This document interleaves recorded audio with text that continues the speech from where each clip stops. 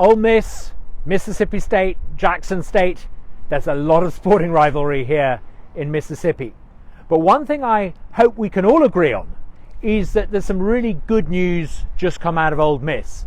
It's really good news about a report on abolishing state income tax. A couple of professors from Ole Miss have just released a report saying that if we go ahead and abolish the state income tax here in Mississippi, it will add $371 million to the output of the state. That's about $8,000 more for every Mississippi taxpayer. Now, I think this is incredibly good news. It shows that actually, if we reduce the tax burden, particularly on income tax, it's not only morally good because people get to spend more of their money on themselves and their families, it actually means that there's going to be more of an economy to go around. There's going to be more wealth to go around, more jobs to go around. Now, some people say this can't be done.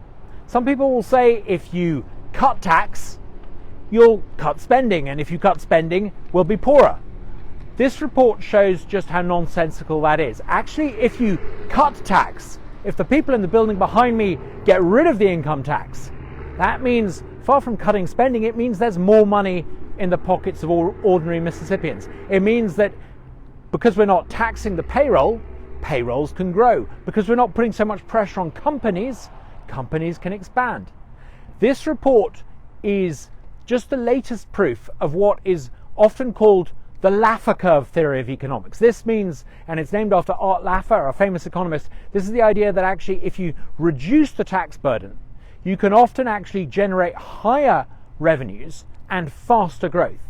It's the key to the success not only of the United States, and explains why the United States is generally more prosperous, it's the key to understanding why certain states within America do better than others. And here in Mississippi, which has historically not grown as fast, it's by cutting taxes and abolishing income tax that we can have the same level here in Mississippi that other Americans take for granted. This is good news from Ole Miss, and I think it's good news for our state.